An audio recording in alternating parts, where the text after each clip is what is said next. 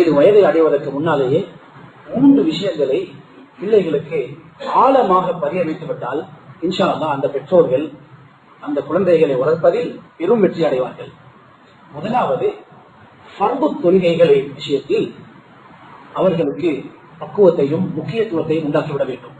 இந்த வீட்டுக்குள் எந்த தவறையும் நான் மன்னிப்பேன், ஆனால் ஃபர்து தொழுகையை விடுவதை நாம் ஒரு பொழுதும் எந்த பிள்ளைக்கும் அனுமதிக்க மாட்டோம். வீடுகளுக்குள் இந்த தர்பியாவை உண்டாக்க வேண்டும். இரண்டாவது, இந்த 4 சுவர்களுக்கு இடையில் உண்மை மட்டும்தான்.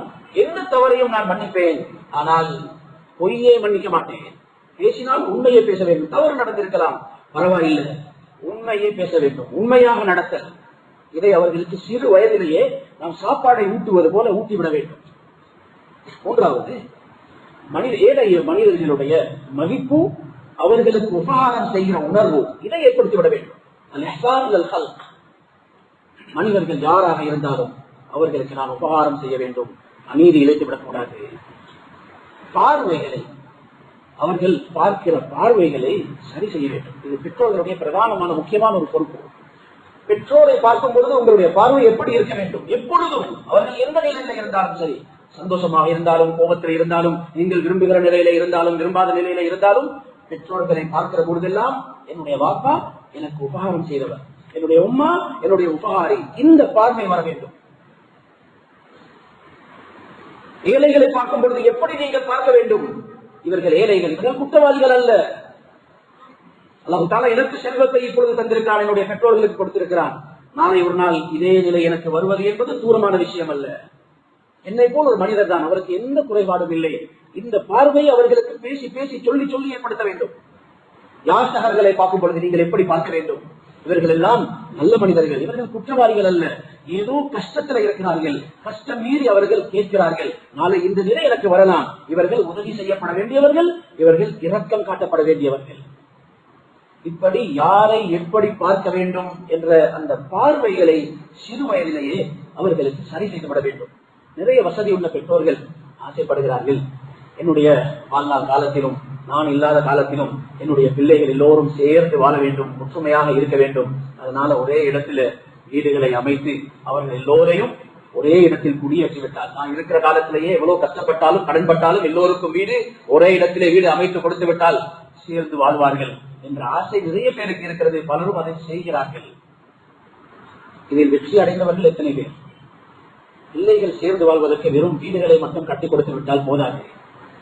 சிறு வயதிலேயே அவர்களுக்கு குடும்பத்தை சேர்ந்து நடப்பது என்றால் என்ன, சகோதரர்களை பகைத்துக் கொள்வதற்கு மார்க்கத்தில் எந்த வகையிலும் இடமில்லை. நீங்கள் இப்பொழுது ஒரு அறிவாளியாக வளர்ந்திருக்கிறீர்கள் என்றால் உங்களுடைய சகோதர சகோதரிகள் உங்களுக்கு எல்லா கட்டங்களிலும் அதில் பங்காளியாக இருந்திருக்கிறார்கள். அவர்களால் தான் நீங்கள் சந்தோஷமாக வாழ்ந்தீர்கள். அவர்களை பகைத்துக் கொள்ளக்கூடாது. குடும்பத்தை சேர்ந்து நடப்பதனால் உங்களுக்கு என்னென்ன நன்மை இருக்கிறது என்பதை எல்லாம் நாம் அவர்களுடைய உள்ளங்களில் சிறு வயதிலேயே பதிய வைத்து விட்டால் இன்ஷா அல்லாஹ் அவர்கள் தூர தூர வசித்தாலும், அவர்கள் எல்லோருக்கும் சொந்த வீடுகள் அமையாவிட்டாலும் சேர்ந்திருப்பார்கள். பணம் இல்லாவிட்டாலும் தொழில் இல்லாவிட்டாலும் அவர்கள் சேர்ந்திருப்பார்கள், ஒற்றுமையாக இருப்பார்கள், ஒருவரை ஒருவர் மதிப்பார்கள், உதவிகள் செய்து கொள்வார்கள். நம்முடைய கண்கள் இன்ஷா அல்லாஹ் குளிர்ச்சி அடையும். இல்லை என்றால் வெறும் வீடுகளை கட்டி கொடுத்து நான் உங்களுக்கு எல்லாம் தந்திருக்கிறேன், ஒரு குறையும் நான் வைக்கல என்று சொல்லிவிடுவதனால் சேர்ந்திருப்பார்கள் என்று எதிர்பார்க்க முடியாது. இதில் தோல்வி அடைந்தவர்கள் சமூகத்தில் எத்தனையோ பேர் இருக்கிறார்கள். ஆண் குழந்தைகளாக இருந்தால் சிறு வயதிலேயே பெண்களுடைய பொறுப்பை ஏற்கிற அந்த உணர்வை அவர்களுக்கு கொடுக்க வேண்டும். நான் பெரியவனானதற்கு பின்னால் என்னுடைய தாயை, என்னுடைய சகோதரிகளை, என்னுடைய மகனை, என்னுடைய மகன்மார்களை, என்னுடைய மனைவிக்கு நான் செலவழிக்க வேண்டும், நான் அந்த பொறுப்பை தாங்க வேண்டும் என்ற அந்த சக்தியை உண்டாக்க வேண்டும். சில பொழுது நாமே காசை கொடுத்து, பணத்தை கொடுத்து, இந்த பணத்தினால் தாத்தாவுக்கு உங்களுடைய தங்கச்சிக்கு ஏதாவது வாங்கி கொடுங்க, அவர்களுடைய கையினால் அதை செய்ய வைக்க வேண்டும். இப்படி வளர்க்கப்படும் பொழுது அந்த உணர்வு அவர்களுக்கு வந்துவிடும். பெரியவனானதற்கு பின்னால் நான் இவர்களுக்கு செலவழிக்க வேண்டும், நான் இவர்களுக்கு கொடுக்க வேண்டும், இவர்கள் அன்பு காட்டப்பட வேண்டியவர்கள், உதவி செய்யப்பட வேண்டியவர்கள் என்ற உணர்வு அவர்களுக்கு உண்டாகிறது. இன்ஷா அல்லாஹ் நம்முடைய முயற்சிகள் வீணாக, தூர நோக்கில் பெற்றோர்கள் செய்கிற இந்த முயற்சிகள் ஒரு பொழுதும் வீணாகிவிட மாட்டாது. இல்முள்ள மனிதர்கள், தீனுடைய இல்மை சுமந்தவர்களிடம் உங்களுடைய குழந்தைகளை அழைத்து செல்லுங்கள், முசாஃபா செய்ய வையுங்கள். அந்த மதிப்பை சிறு வயதிலே உண்டாக்காவிட்டால் பெரியவர்களான பிறகு அவர்கள் தீனுடைய சட்டங்களை மதித்து நடப்பார்கள் என்று எதிர்பார்க்க முடியாது. சிறு வயதிலேயே நாம் எப்படி இல்ம் உள்ளவர்களுக்கு, தீனுக்கு, தீனுடைய சட்டங்களுக்கு மரியாதை கொடுக்கிறோம் என்பதை நம்முடைய குழந்தைகள் கண்களால் பார்க்க வேண்டும்.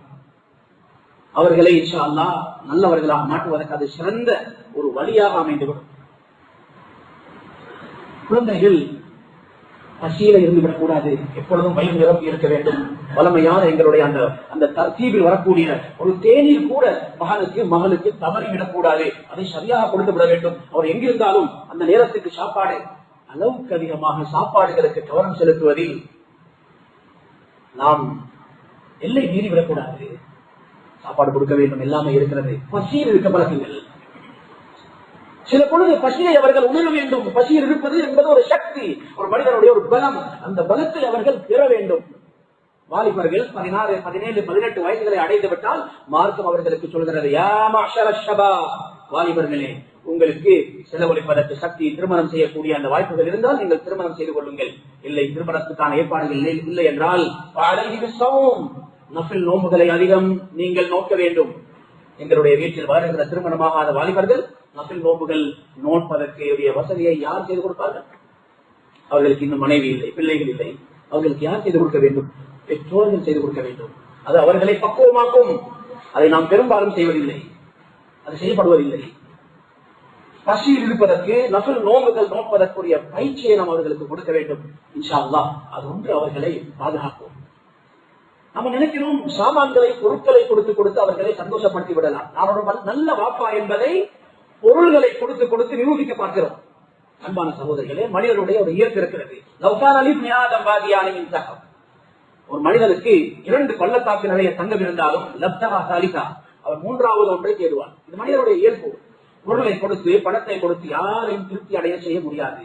சில பொழுது நாம் நினைக்கலாம், மகன் ஆசைப்படுகிற எல்லா வாகனங்களையும் வாங்கி கொடுத்தால் மகன் திருப்தி அடைந்து விடுவான், ஒரு நல்ல வாப்பா என்று ஒத்துக்கொள்வான். நாம் எல்லாவற்றையும் வாங்கி கொடுப்போம். கடைசியில் அவருடைய ஆசையை பார்த்தால் ஒரு ஏழை விவசாயி ஓடக்கூடிய கரத்தையை பார்த்து ஆசைப்படுவார். அவனுக்கு எல்லா வகையான சிறப்புகள் ஒவ்வொரு நாடுகளிலிருந்து நீங்கள் கொண்டு வந்து அறிவித்தாலும் கடைசியில் அவருடைய ஏழையுடைய ஒரு சாதாரண ஒரு செருப்பை அவன் ஆசைப்படுவான். மனிதன் படித்தான். அவன் எல்லாவற்றையும் கொடுத்து விட்டாலும் அவன் தனக்கு தகுதி இல்லாத ஒன்றை கூட சில பொழுது ஆசைப்பட்டுக் கொண்டிருப்பான். குழந்தைகளுக்கு நாம் பொருள்களை கொடுத்து அவர்களை திருப்திப்படுத்த நினைக்க கூடாது. அவர்களுக்கு ஆசைப்படுகிற எல்லாம் இந்த உலகத்திலே கிடைக்காது. கிடைக்காத பொழுது நீங்கள் அதை தாங்கிக் கொள்ள வேண்டும் என்ற உணர்வை கொடுக்க வேண்டும். நீங்கள் ஆசைப்படலாம், அது உங்களுடைய தப்பல்ல. ஆனால் ஆசைப்பட்டதெல்லாம் கிடைக்க மாட்டாது. கிடைக்காத பொழுது நீங்கள் அதை ஏற்றுக்கொள்ள வேண்டும். கிடைத்துதான் அடைஞ்சுதான் ஆகுவேன் என்று இருக்கக்கூடாது. ஹசன் ரலியல்லாஹு அவர்கள் சிறு வயது ரசூலுல்லாஹ் ஸல்லல்லாஹு அலைஹி வஸல்லம் பேரர் சதகாவுடைய ஒரு ஈத்தம்பழத்தை எடுத்து வாயில் போட்டு விட்டார்கள். நபி ஸல்லல்லாஹு அலைஹி வஸல்லம் சொல்றார், துப்பி விடுங்கள், இர்மிபியா. இது எங்களுக்கு தகுதியான கையை போட்டு அந்த ஈத்தம்பழத்தை எடுத்து விடுகிறார்கள். இது சதகாவுடையது, உங்களுக்கு தெரியாத, நாம் அதை சாப்பிடுவதில்லை. எங்களுடைய குடும்பத்துக்கள் தடுக்கப்பட்டிருக்கிறது என்று வாயில் கையை விட்டு அதை வெளியில் எடுத்தார்கள். சின்ன பிள்ளைதானே, சாப்பிடட்டும், பரவாயில்லை, ஏதாவது செய்யட்டும், ஆசைப்பட்டு வாயில போட்டது இல்ல. இப்படிப்பட்ட விஷயங்களை, இழப்புகளை தாங்கிக் கொள்வதற்குரிய பயிற்சியை வார்த்தையாலும் செயலாலும் நாம் குழந்தைகளுக்கு கொடுத்து விட்டால் இன்ஷா அல்லாஹ் பெரியவர்களானதும் அவர்கள் இன்னும் எத்தனையோ சந்தேகத்துக்குரியவைகள் இருந்து நம்மை பாதுகாத்துக் கொள்வார்கள்.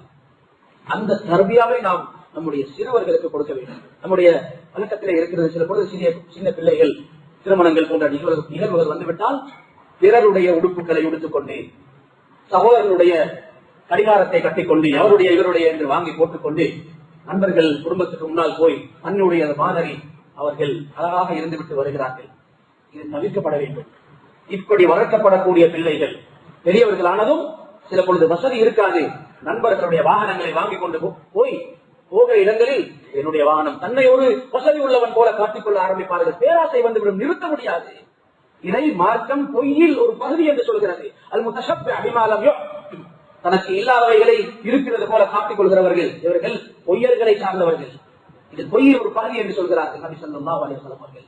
அன்பான சகோதரர்களை, திட்டமிட்டு வளர்க்கப்பட வேண்டியவர்கள் இல்லை. நாம் பெரியவர்களானதும் என்னென்ன நல்ல சிபாத்துள்ளவர்களாக வர வேண்டும் என்று விரும்புகிறோமோ அத்தனை கூடிய வித்துக்களும் சிறு வயதில் அவர்களுக்கு போடப்பட வேண்டும். ஆழமாக அவர்களுக்கு கொடுக்கப்பட வேண்டிய அறிவுதான்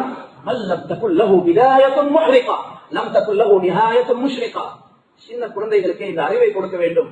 யாருக்கு தன்னை சுட்டெரிக்கக்கூடிய கஷ்டமான ஆரம்பம் கிடைக்க மாட்டாதோ அவர்களுக்கு பிரகாசமான எதிர்காலம் கிடைக்காது.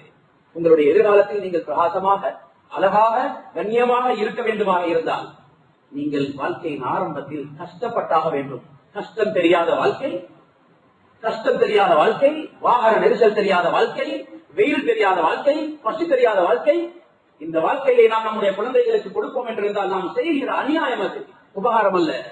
வாகன நெரிசல் தெரிய வேண்டும், பொதுமக்கள் எப்படி பயணம் செய்கிறார்கள், ஏழைகள் எப்படி கஷ்டப்படுகிறார்கள், இந்த கஷ்டங்கள் தெரிந்தால் அவர்தான் நாளைக்கு ஒரு சமூகத்துக்கு தலைவராக வரக்கூடிய பண்புள்ளவராக இருப்பார். இந்த கஷ்டங்கள் எல்லாம் தெரியாதவர்கள் தலைமைத்துவத்துக்கு, ஆட்சிக்கு, அதிகாரத்துக்கு வரும்போதுதான் முழு நாடும் சேர்த்து பொதுமக்கள் எல்லோரும் கஷ்டப்பட வேண்டி வருகிறது. அவர்களுக்கு தெரியாது இந்த கஷ்டம். விலைகள் தெரியாமல் பிள்ளைகளை வளர்க்கக்கூடாது. சாமான்களுடைய விலை தெரிய வேண்டும். பஞ்சம் என்றால் என்ன என்று தெரிய வேண்டும். பஞ்ச காலத்தில் எப்படி நடக்க வேண்டும் என்பதற்கான தனியான வழிகாட்டல் இருக்கிறது மார்க்கத்தில். எப்படி சாப்பிட வேண்டும், எப்படி செலவழிக்க வேண்டும், இதுவெல்லாம் தெரிந்து வளர்க்க வேண்டும். நாம் இன்று வசதியுடன் இருக்கிறோம் என்ற காரணத்தினால் நம்முடைய பிள்ளைகள் எல்லோரும் வசதியாக வாழ்ந்து விடுவார்கள். நம்முடைய பரம்பரையே இனி செல்வந்தர்கள் தான் என்று ஒன்றும் முடிவு செய்யப்பட்டு எழுதப்பட்டு நமக்கு தரப்படவில்லை. எதுவும் வரலாம். உலகத்தை, வாழ்க்கையை சரியாக புரிய வைக்க வேண்டும். பிழையாக புரிய வைத்தால் நாம் எதிர்பார்க்கிறது நமக்கு கிடைக்க மாட்டாது. அன்பான சகோதரர்களே, நம்முடைய வாழ்க்கையின் கடைசி பகுதியை அடைந்து விட்டவர்கள் மிக குறிப்பாக இந்த விஷயத்தில் அதிகம், என்னுடைய மரணத்துக்கு பின்னால் என்னுடைய பிள்ளைகள் எனக்கு கண்குளிர்ச்சியாக இருப்பார்களா இல்லையா, இந்த விஷயத்தில் மிக அதிகம் கவனம் செலுத்த வேண்டும். குர்ஆன் நமக்கு சொல்கிறது, யாக்கூப் அலைஹிஸ்ஸலாம் அவர்கள் தன்னுடைய மரணம் நெருங்கிவிட்டது. குழந்தைகள், பேர குழந்தைகள் எல்லோரையும் அழைத்து கேட்கிறார்கள், எனக்கு பின்னால் உங்களுடைய தீன் எப்படி இருக்கும், நீங்கள் யாரை வணங்க போகிறீர்கள்? அவர்கள் எல்லாம் சாதாரணமானவர்கள் அல்ல, பெரும் அவுலியாக்களாக இருந்தவர்கள். அவர்களை அழைத்து கேட்கிறார்கள், என்னுடைய மரணத்துக்கு பின்னால் அவர்களுடைய தீன் எப்படி இருக்கும் என்பதை கேட்டு அவர்களுடைய வாய்கள் இருந்து பதிலை எடுக்கிறார்கள். அன்பான சகோதரர்களே, நம்முடைய கடைசி காலத்தில் சொத்துக்களை பற்றிய கவலை, வீட்டை பற்றிய கவலை, வியாபாரம், இந்த கவலைகளை குறைத்துக் கொள்வோம். நீண்ட காலம் நிர்வாகத்தில் இருந்திருப்போம். அந்த நிர்வாகம், இந்த நிர்வாகம், அது இது. காலம் கடைசியை அடைந்து விட்டது. வயது 50, 60 ஆகிவிட்டது. இதற்கு பின்னால் வேண்டாம். வீட்டுக்காரி, என்னுடைய மரணத்துக்கு பின்னால் என்னுடைய பிள்ளைகள் எனக்கு பெரும் செல்வமாக அமைய வேண்டும். இந்த சாலைகளால் எனக்கு வருகிற நலவுகள் தடைபட்டுவிடக் கூடாது. உலகத்துடைய தேவைகள், பிரச்சனைகளை விடவும் அவருடைய தேவைகளும் பிரச்சனைகளும் மிக கடுமையானது. நமக்கு தெரியாது. உலகத்தில் நமக்கு இருக்கிற தேவைகளை நாம் எப்படியோ முன்பினாக்கிக் கொள்ளலாம். அவருடைய தேவைகளை முன்பினாக்கிக் கொள்ள முடியாது. அந்த பிரச்சனைகளை யாருக்கும் சொல்லி தீர்க்க முடியாது. நாம் கபரில் இருக்கும் பொழுது உலகத்தில் இருந்து நமக்கு அமல்களை அனுப்பக்கூடிய யாராவது இருந்து விட்டால் அது ஒரு மிக பெரும் பாக்கியம். நம்முடைய குழந்தைகள் இருந்தும் அவர்களிடமிருந்து நமக்கு எந்த ஈசாறு சவாபம் வரவில்லை, எந்த நன்மையும் வரவில்லை என்றால் அது ஒரு பெரும் துர்பாக்கியம். அந்த அழுகையை அழுது சொல்ல முடியாது, அந்த கவலையை புரிய வைக்க முடியாது, தொடர்பு முடிந்து விட்டது. ஆனால் அந்த பாக்கியம் கிடைத்தால் அது ஒரு பெரும் பாக்கியம். நாம் அதற்கு தயார் செய்வோம். பயணங்கள் என்று வரும் பொழுதே, பயணம் நெருங்கும் பொழுது பயணத்துக்குரிய காரியங்கள். அதுபோலதான் உலக வாழ்க்கை என்பது நம்முடைய ஒரு பயணம். வாழ்க்கை முடிய போகிறது என்று தெரிகிறது. நம்மை ஆஸ்பத்திரிகளுக்கு கொண்டு போய் நான் அதை உணர வைக்க வேண்டும் என்பதல்ல. நம்முடைய முடிகள் நரைத்து விட்டன, உடலில் பலகீனம் வர ஆரம்பித்து விட்டது, வயது 50 அடைந்து விட்டது, 60 இறங்கிக் கொண்டிருக்கிறது என்றால் இதற்கு பின்னால் இந்த உலகத்தை நாம் எதிர்பார்க்கிறோம். இப்பொழுது நாம் வீட்டு சூழலை சரி செய்வோம், குழந்தைகளை தயார் செய்வோம், பேர குழந்தைகளுக்கு வழிகாட்டுவோம். இந்த ஒரு ஒழுங்கான வாழ்க்கையை நாம் வாழ்க்கையில் ஒரு ஒழுங்கை ஏற்படுத்திக் கொள்வோம். அல்லாஹ் தஆலா நம் அனைவருக்கும் அருள் செய்வானாக. நம்முடைய பாவங்களை மன்னிப்பாயா, நம்முடைய பெற்றோர்களை மன்னிப்பாயா, முஃமினான ஆண்கள் பெண்கள் அனைவரையும் மன்னிப்பாயா. வாஹிரு தஅவானா அல்ஹம்துலில்லாஹி ரப்பில் ஆலமீன்.